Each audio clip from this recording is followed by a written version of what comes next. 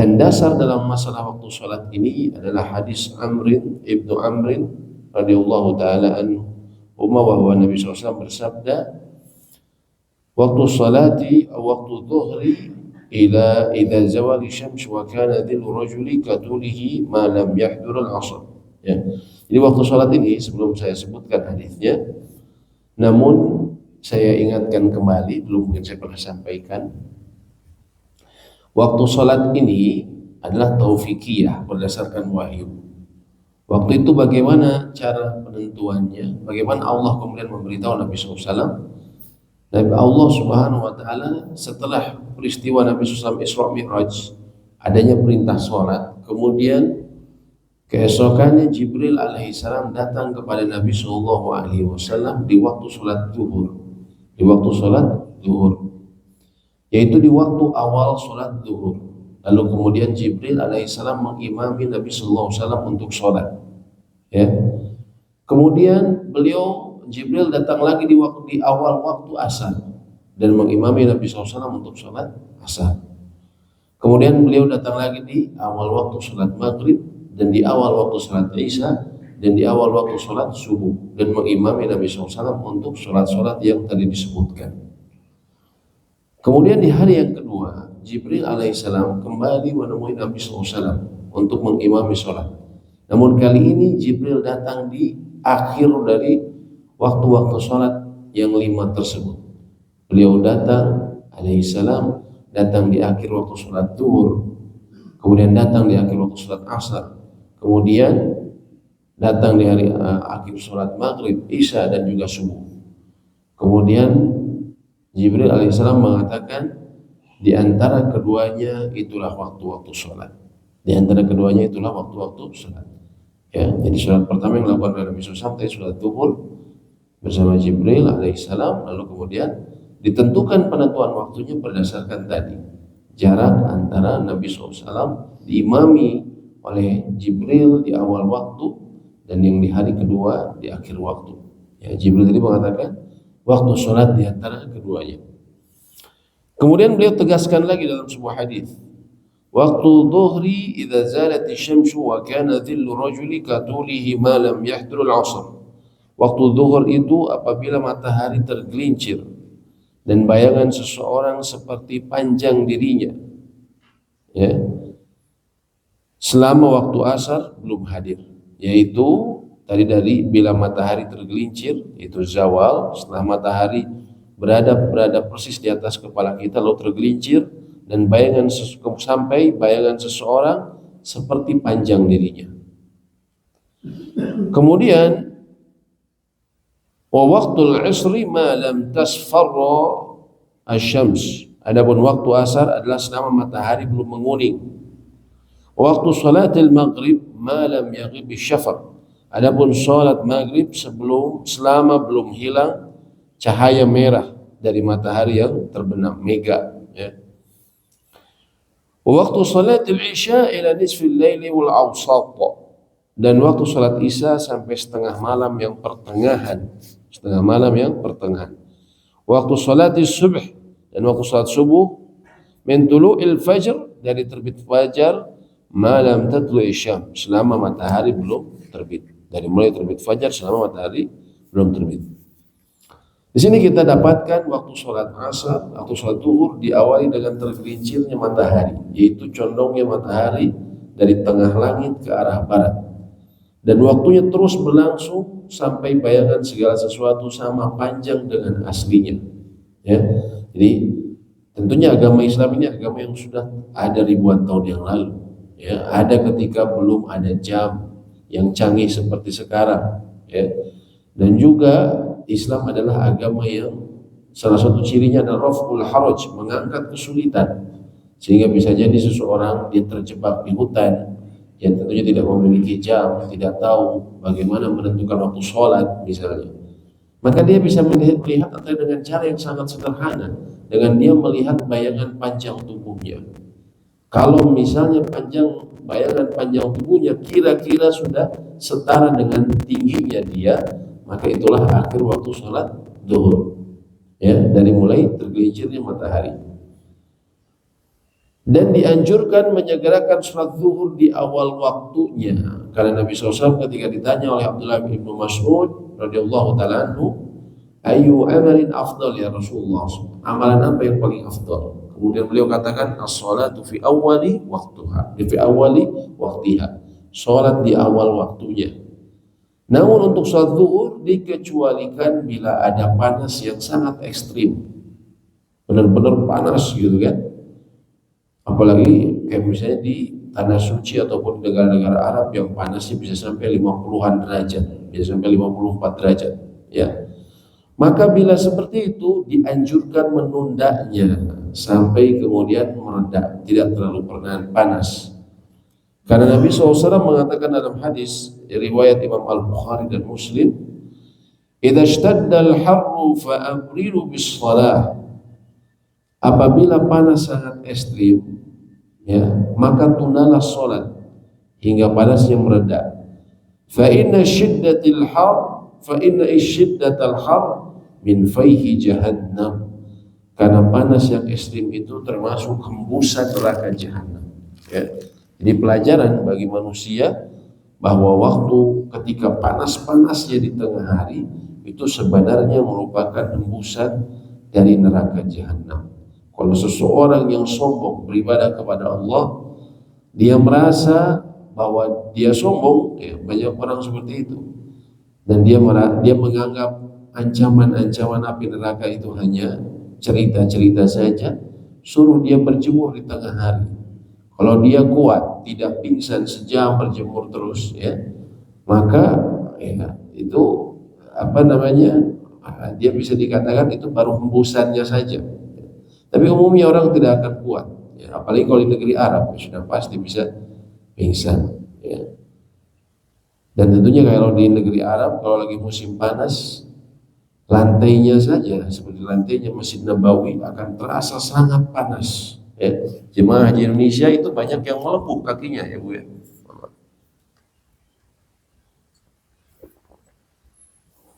Banyak yang melepuh kakinya. Ketika apa? Ketinggalan sendal. Kemudian dia pulang dari masjid menuju penginapannya nggak pakai sendal, terutama di Madinah, ya. Banyak yang ada yang kakinya melepuh, naudzubillah, ya, karena panasnya. Itu pun kemarin tuh masih 40-an, belum sampai 50-an, ya. Karena musimnya maju, ya. Musim haji sekarang bulan Juni, ya. Kalau bulan Agustus lebih panas. Kalau sekarang jadi 40-an. Kalau misalnya bulan Agustus bisa sampai 50-an panasnya, ya. Kemudian itu mengenai waktu sholat zuhur. Adapun waktu sholat asar dimulai dari berakhirnya waktu zuhur, yaitu sejak bayangan benda sama tinggi dengan aslinya. Dan waktu sholat asar berakhir dengan terbenamnya matahari, yaitu di akhir menguningnya matahari. Sebagian ulama ada yang mengatakan saat bayangan seseorang 2 kali lipat dibandingkan tingginya, 2 kali lipat dibandingkan tingginya. Sebagian lagi mengatakan sampai terbenamnya matahari, yaitu di akhir menguningnya matahari. Dan juga disunahkan menyegerakan dalam sholat ini. Dan sholat asar ini adalah sholat wusta yang Allah sebutkan dalam surat Al-Baqarah ayat 238. Hafidhu ala salawati was salatil wusta wa qumu lillahi qanitin. Peliharalah segala sholat kalian dan peliharalah sholat wusta, dan berdirilah karena Allah dalam sholat kalian dengan khusyuk. Para ulama memang sahabat ada berbeda pendapat mengenai sholat wusta ini. Ada yang mengatakan sholat subuh, ya, ada yang mengatakan sholat yang lain. Namun umumnya mengatakan sholat wusta atau sholat pertengahan ini adalah sholat asar. Dan Nabi SAW memerintahkan kita agar menjaga khusus dalam sholat asar ini. Beliau sebutkan dalam hadis yang diriwayatkan oleh Imam Al-Bukhari dan Muslim, ya, man fatathu salatul asr faka'annama wutira ahlahu wa malah. Barang siapa yang dia tertinggal sholat asar, artinya dia tidak melakukan sholat asar, faka'annama, maka seolah-olah, ya, keluarga dan hartanya dicabut darinya atau hilang darinya. Subhanallah. Hadisnya sahih. Jadi orang yang dia tidak melakukan sholat asar, kadang ada di beberapa kantor, Pak, kalau sholat zuhur rame, gitu kan. Tapi kalau sholat asar mereka ada yang malas-malesan, gitu kan. Akhirnya atau dia keburu mau pulang, ya keburu mau pulang dan kemudian tidak sholat, subhanallah. Kenapa? Mau ketemu keluarga, ya udah ingin buru-buru pulang ketemu dengan keluarga. Padahal subhanallah, kalau seseorang meninggalkan sholat asar, tadi kata Nabi SAW, dia seperti kehilangan keluarga dan hartanya. Ya. Seperti apa? Seseorang kembali ke rumahnya, hartanya, rumah, dan juga istri dan anaknya semuanya hilang. Naudzubillah. Seperti misalnya naudzubillah orang yang dirampok misalnya, dan kemudian ya naudzubillah dirampok kemudian dihabisi. Ya. Kan seperti itu, hilang. Kalau orang tahu kedudukan sholat asar itu seperti itu, dia kehilangan seperti itu. Naudzubillah. Kemudian juga Nabi SAW pernah bersabda dalam dalam hadis yang diriwayatkan Imam Al-Bukhari, "Man taraka sholatal 'ashr faqad habita 'amaluh." Barang siapa meninggalkan sholat asar, maka gugurlah amalnya. Gugurlah amalnya. Ini menunjukkan sholat asar ini bukan perkara yang sepele, ya. Kemudian waktu sholat maghrib adalah dari terbenamnya matahari sampai hilangnya cahaya merah mega. Dari terbenamnya matahari sampai hilangnya mega merah. Berdasarkan sabda Nabi Shallallahu Alaihi Wasallam, ya, waktu salatil maghrib malam yaghib syafaq. Waktu salat maghrib itu selama cahaya merah belum hilang. Selama cahaya merah belum hilang. Dan sama juga disegerakan, disunahkan untuk menyegerakan di awal waktu. Berdasarkan sabda Nabi SAW, la tazalu ummati bi khair. Umatku senantiasa dalam keadaan baik. Ya. Malam yuakhirul maghriba hatta tastabikan nujum. Selama mereka tidak menunda maghrib sampai bintang-bintang bercampur aduk. Maksudnya bertebaran di langit. Ya. Dalam hadis riwayat Imam Ahmad. Artinya umat ini selalu dalam keadaan baik selama tidak menunda maghrib sampai bintang bercampur aduk atau bintang mulai muncul. Kenapa disebutkan khusus seperti itu, Pak? Ada yang mungkin tahu kenapa disebutkan khusus dalam keadaan baik selama tidak menunda maghrib sampai muncul bintang? Mungkin ada yang tahu kenapa disebutkan khusus keadaannya seperti itu, jangan sampai kemudian mulai datang bintang-bintang. Ada yang tahu, Bapak Ibu? Disebutkan secara khusus karena itu merupakan kebiasaan Yahudi mereka diperintahkan untuk sholat antara lain untuk beribadah kepada Allah di waktu yang maghrib. Cuman mereka selalu akhirkan sampai bintang-bintang mulai muncul, diakhirkan ke Isya.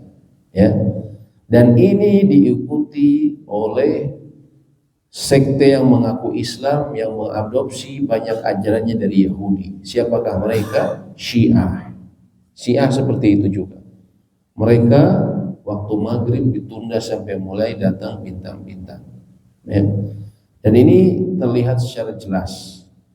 Ya, sama salah seorang jamaah dulu cerita dia tuh suka ikut pengajiannya Jalal, ya, yang dari Mutahari, ya, yang meninggal, yang mati dia dalam keadaan Syiah, ya, na'udzubillah.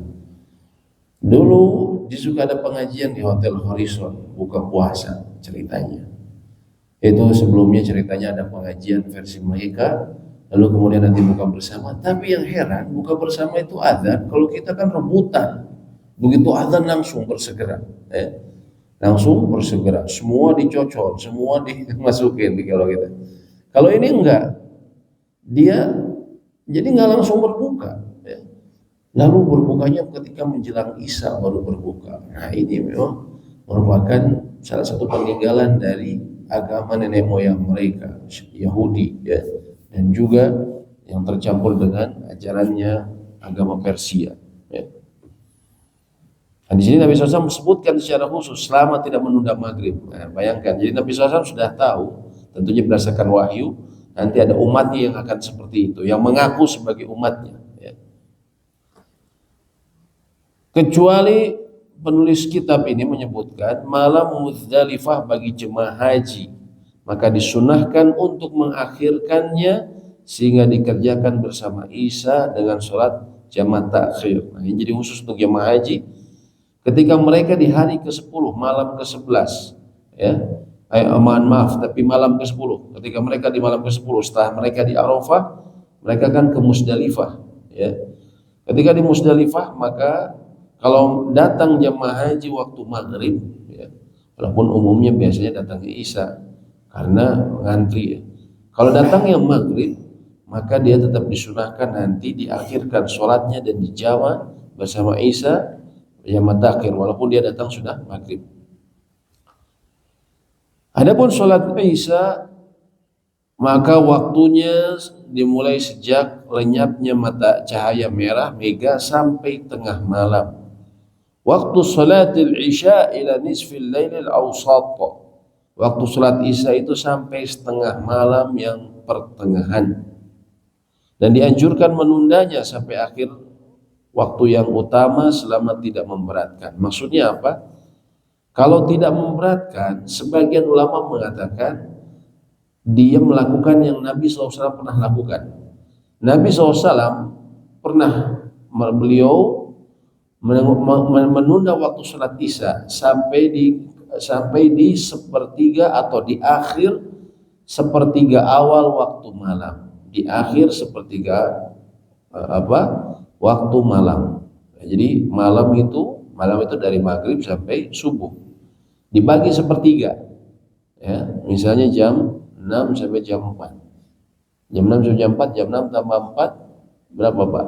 10 jam. 10 jam dibagi 3, ya, 10 jam dibagi 3, ya, 3 sama dengan 3 jam 20 menit, 3 jam 20 menit, 3 jam 20 menit kan 1 jam 60 menit Pak. Saya kira di Padang juga 60 menit Pak. 60 menit, jadi 3 jam 20 menit. 3 jam 20 menit berarti jam 6, jam 9, 20 kira-kira. Jadi beliau pernah mengakhirkan di akhir sepertiga waktu malam. Kemudian beliau mengatakan kepada Aisyah radhiyallahu taala anha, innahu la waqtuha. Inilah waktunya. Laula an asyqa ala ummati, andaikan tidak menyulitkan umatku. Maksudnya apa? Ini waktu afdalnya yang disebut sebagai atamah, disebutnya pada waktu itu disebut al-atamah. Waktu yang disebut al-atamah itu waktu yang afdal, yaitu di akhir sepertiga awal, ya, kira-kira tadi sekitar jam 9.20. Kalau memang misalnya maghribnya jam 6, subuhnya jam 4 misalnya, seperti itu, ya. Nah, bila tidak menyulitkan ini maksudnya bagaimana? Dahulu Nabi SAW beliau melihat maslahatnya. Kalau waktu itu para sahabat belum berkumpul, maka beliau akhirkan sampai waktu barusan. Tapi kalau sahabat sudah berkumpul, maka beliau segerakan di awal waktu, ya. Jadi kalau secara umum sholat di awal waktu itu paling afdol, kecuali 2 kondisi. Yang pertama sholat zuhur, kalau sangat panas maka dianjurkan ditunda, ya. Kalau sangat panas sehingga orang sulit untuk ke masjid, ya. Kalau di kita sih panas-panas kita tidak sepanasnya di Arab, ya. Kemudian yang kedua, waktu sholat Isya, andaikan sholat berjamaah tidak menyulitkan mereka untuk datang di sepertiga akhir, maka sebagian ulama mengatakan itulah waktu yang paling afdol. Namun bila menyulitkan, maka kembali lagi ke hukum asal, yaitu di awal waktu, ya. Dan di sini disebutkan Nabi SAW mengatakan dalam hadis Abu Barzah, anna Rasulullah SAW kana yakrahu naum qabla al-isya wal haditha ba'da. Nabi SAW itu membenci tidur sebelum Isya dan berbincang sesudahnya. Beliau biasanya umumnya setelah sholat Isya beliau kemudian beristirahat, dan ini sunnah yang sangat luar biasa. Kalau kita bisa melaksanakannya, semoga Allah mudahkan. Ini resep kesehatan yang luar biasa kan Pak, ya. Dan alhamdulillah biasanya orang-orang tua banyak seperti ini. Kenapa? Karena sekarang kan banyak penelitian.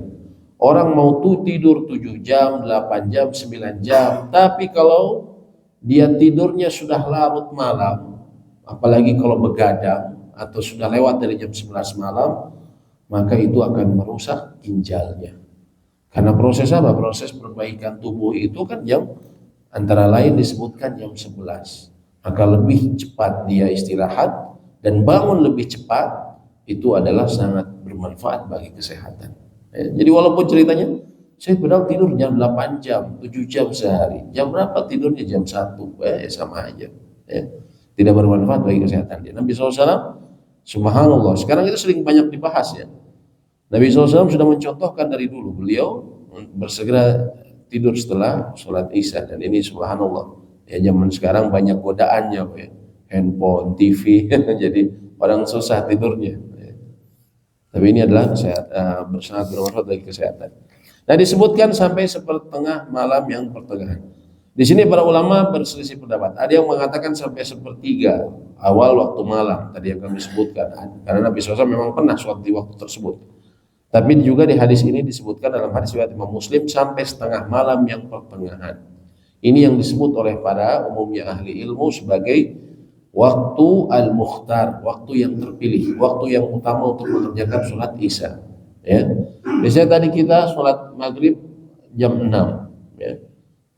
Kemudian 3 jam sampai jam 4 misalnya, atau jam 6 sampai jam setengah 5 ya biasanya kalau jam 6 tuh ya, jam 6 sampai setengah 5, 10 jam 30 menit ya. Kemudian kalau bicara setengahnya berarti berapa? 5 jam 5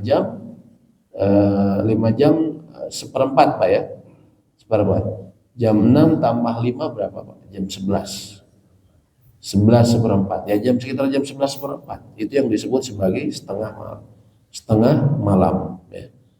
Dan itu waktu yang terpilih. Adapun waktu setelah itu, setelah 11 seperempat tadi sampai subuh, itu umumnya ulama katakan sebagai waktu daruri, waktu darurat bagi orang yang ada uzur ya, tertidur ataupun ada uzur lainnya, ada kesibukan luar biasa ya, ada musibah, na'udzubillah, sehingga dia tidak sempat sholat pada setelah waktu itu ya, sebelum waktu tersebut, maka dia sholat di waktu antara jam 11 seperempat sampai subuh tadi. Tapi kalau seseorang menyengaja mengakhirkan waktu sholat, baru sholat jam 12 malam atau pas mau tidur ya jam 1 misalnya, maka dia berdosa. Sebagian ulama mengatakan ya dia sudah bukan sholat di waktu yang benar ya. Jadi dia sholat di waktu yang bagi orang yang darurat, padahal dia tidak bukan ada uzur untuk melaksanakan sholat di waktu tersebut, dia berdosa ya. Ini perlu kita pahami ya. Jadi perkirakan waktunya, jangan sampai kemudian kalau kita akhirkan ya. Dan kita kasih tahu ke keluarga kita, ini banyak yang nggak tahu. Kami pun merasa dulu sebelum kami belajar ya memang waktunya memanjang, sehingga terkadang kalau lagi malas-malas nanti aja menjelang subuh baru sholat gitu kan. Ini kesalahan fatal tentunya. Adapun waktu sholat subuh dari terbitnya fajar kedua sampai terbitnya matahari, dan disunahkan untuk menyegerakannya saat fajar benar-benar terbit ya. Dan ini fajar kedua, fajar shadiq. Adapun yang sebelumnya fajar kadzib, fajar dusta. Fajar shadiq, fajar yang jujur, yang benar.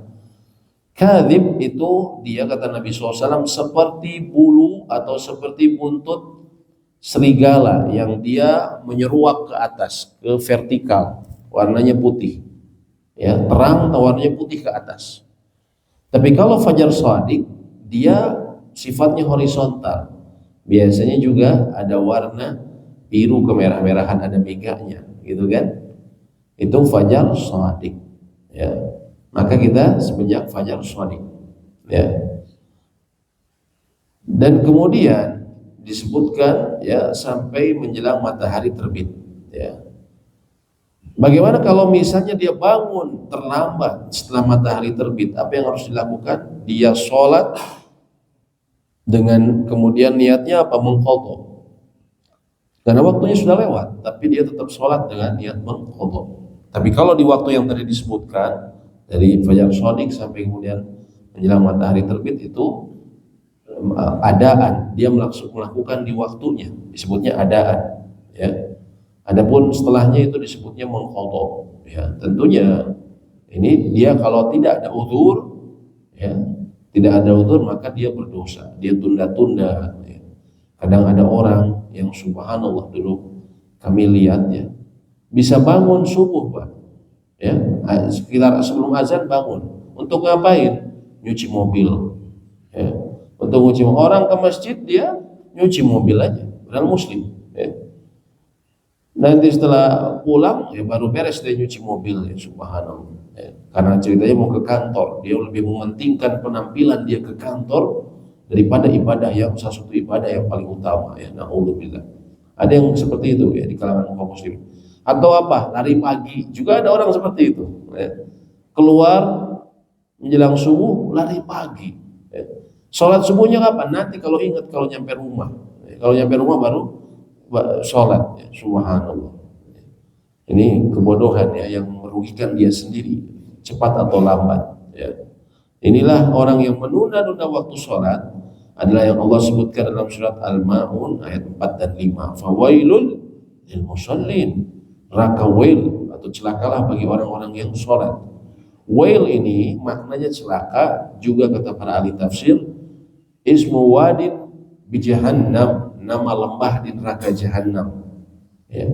Wail ini lil musallin, bagi orang yang sholat, alladzina hum an salatihim sahun, yaitu orang-orang yang lalai dari sholatnya. Orang yang lalai dari sholatnya ini bukan orang yang meninggalkan sholat secara keseluruhan, kata para ahli tafsir. Kalau orang meninggalkan sholat dari keseluruhan itu sudah merupakan dosa besar, jelas. Ya.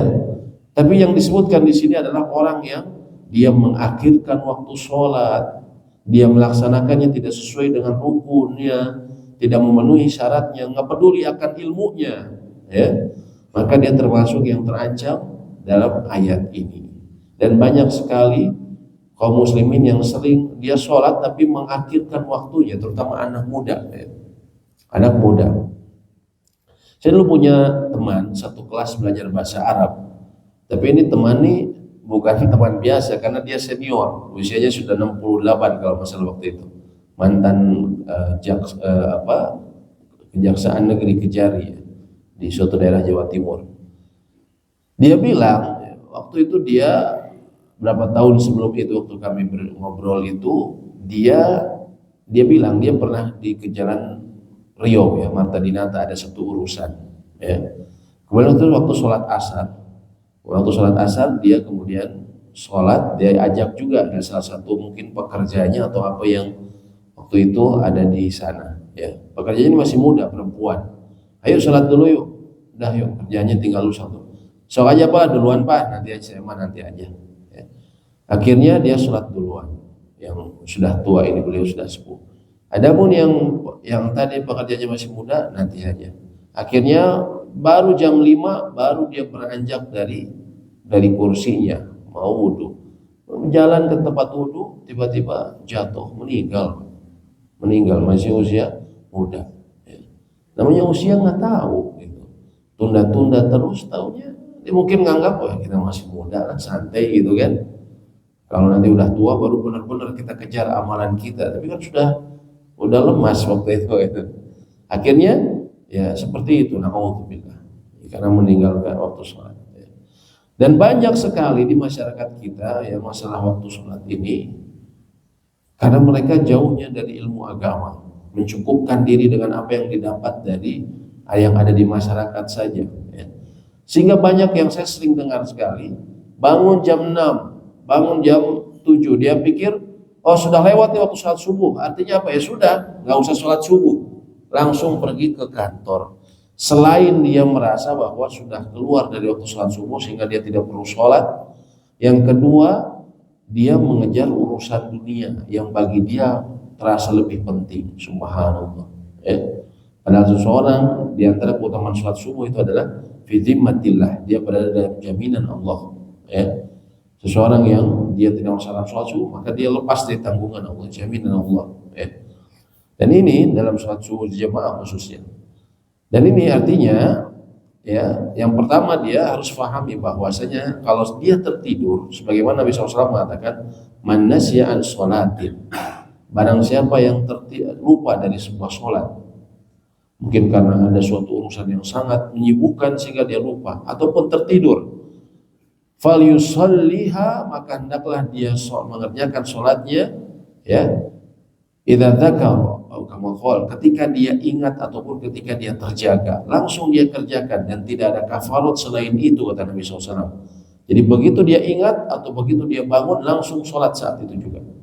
Kita lupa, aduh kemarin saya kayaknya belum sholat asar, saya tuh kecapean habis sholat subuh, habis sholat zuhur, bangun-bangun maghrib, kayaknya belum sholat asar saya. Perasaan saya tidur itu sebelum azan asar, gitu kan?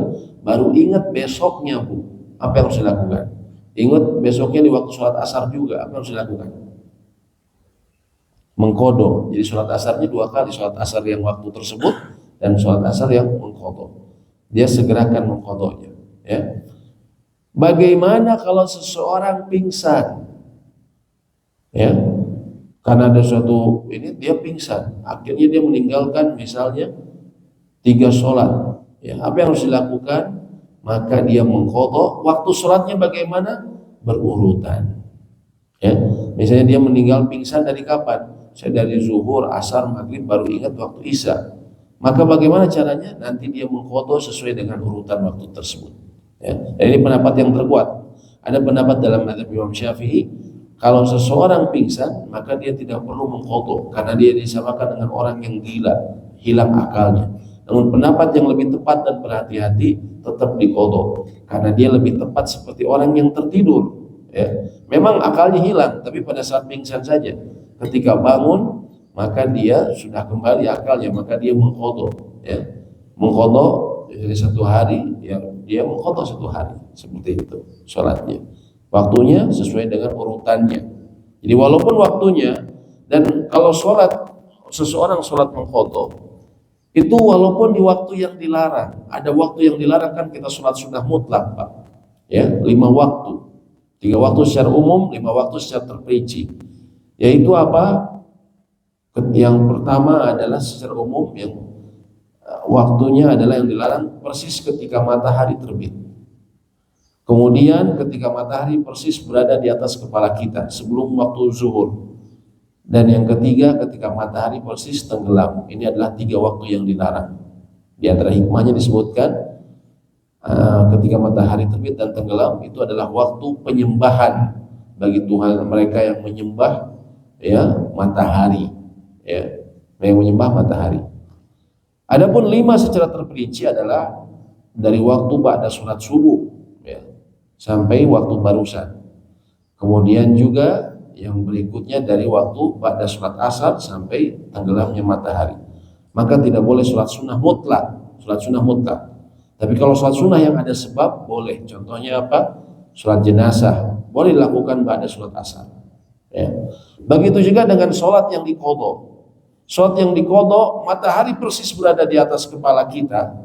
Lalu kita ingat, aduh kan saya belum sholat subuh tadi itu, ketiduran. Karena saya biasa sholat berjamaah di masjid, saya ngerasa sudah sholat, padahal belum, gitu kan? Akhirnya dia harus mengkodok. Saya ingatnya pas persis matahari berada di atas kepala, sholat waktu itu. Ya. Jadi kalau sholat mengkodok, dia waktunya ketika ingat, walaupun itu di waktu yang dilarang. Yaitu antara lain yang disebutkan oleh para ahli ilmu. Kemudian juga, ya, itulah tadi waktu yang disyariatkan untuk dilaksanakan dan wajib terikat dengannya, ya, dan tidak menundanya karena ancamannya banyak seperti yang tadi disebutkan. Ya. Dan juga disebutkan dalam surat Maryam ayat 59, fa khalafa min ba'dihim khalfun adaa'us shalah. Maka datanglah sesudah mereka pengganti-pengganti yang jelek, generasi-generasi baru yang jelek yang menyia-nyiakan salat. Wattaba'u syahawat, dan mereka memperturutkan hawa nafsu. Fasawfa yalqauna ghayya, maka kelak mereka akan menemui al-ghayya, kesesatan di neraka. Ghayya di sini maknanya adalah azab berat yang dilipat gandakan keburukan dan kerugian. Ya. Dan ini ayat ini kalau kita lihat kayak zaman kita sekarang, generasi baru sekarang banyak yang melalaikan sholat dan banyak yang mempertuhankan hawa nafsu, nggak peduli mau agama mau apa, pokoknya dia bisa kejar hawa nafsu dia. Ya. Contohnya apa yang paling marak di negeri kita? Ya. Anak muda pacaran, itu salah satu bentuk mengikuti hawa nafsu yang paling berbahaya, dianggap wajar oleh masyarakat kita. Ya, kalau kita masih ada anggapan seperti itu, maka bertobat Pak, Karena berpacaran ini kita mungkin bilang wajar lah, orang masih baru beger, mau judulnya beger, mau judulnya anak-anak. Orang sekarang pacaran Pak seperti orang akad nikah. Remaja itu seperti suami istri, ya itu sudah rahasia umum di antara mereka. Mereka berzina dengan pacarnya, ya. Bahkan orang sekarang pacaran dari SD, naudzubillah. Kemarin berapa hari yang lalu ada beritanya, ya naudzubillah, seorang anak kelas 2 SMP dihamili oleh oknum polisi, naudzubillah, ya. Ini karena apa? Karena di masyarakat kita dianggap biasa, pacaran wajar. Haram Pak dalam Islam itu Pak. Nggak ada pacaran Islam itu, nggak ada. Itu hanya tipuan syaitan, talbis iblis, ya. Ini antara generasi itu. Kemudian apa? Sholat juga mereka lalaikan dan mempertuhankan hawa nafsunya, ya. Dikasih tahu kayak gini nggak peduli. Ini kita berdoa kepada Allah agar dijauhkan dari seperti ini. Dan kita, kalau kita punya apalagi kita sebagai orang tua Pak, kita berusaha ingatkan, jauhkan anak atau cucu Bapak dari perbuatan ini. Haram Pak. Pacaran ini naudzubillah, zaman sekarang saya pernah ceritakan, saya pernah jadi wartawan di Pikiran Rakyat. Kami pernah menulis mengenai itu. Kalau di bulan Desember saya nulis mengenai kayak gitu Pak. Karena Desember ini hari peringatan AIDS tanggal 4 Desember. Jadi saya nulis biasanya seputaran bagaimana tren perkembangan AIDS. Tiap tahun nambah terus, nggak ada ceritanya menurun. Dan itu pun kata ahli yang AIDS mengatakan seperti fenomena gunung es. Kelihatannya angkanya segini, padahal di bawah itu jauh lebih banyak, katanya. Ya? Dan itu antara lain dimulai dari pacaran. Naudzubillah. Kembali mengenai sholat, dan menunaikan sholat adalah amal yang paling Allah cintai. Ayu amali ahabbu ilallah. Amal apa yang paling dicintai oleh Allah ya Rasulullah? Ya tadi as-salatu ala waktiha. Sholat pada waktunya. Wallahu a'lam bishawab. Sedikit kami tambahkan, bagaimana kalau saya lagi berwisata ke negeri atau saya lagi ada urusan ke negeri yang tidak jelas waktu terbenamnya dan terbit matahari. Misalnya ada waktu-waktu di Eropa itu, di daerah Rusia, yang dia waktu siangnya sangat panjang. Maka bagaimana saya menentukan waktu sholatnya? Sulit saya kalau tadi kita pakai teori barusan. Maka para ulama katakan dia mengambil waktu sesuai dengan waktu di negeri yang normal yang terdekat dengan dia, dicari. Misalnya itu biasanya daerah-daerah Rusia Utara, ya. Dia cari yang terdekat, yang normal, dan maka dia ikuti waktu sholat tersebut, ya. Allahu a'lam bishawab. Demikian yang mungkin bisa kami sampaikan. Apabila ada pertanyaan, kami persilahkan.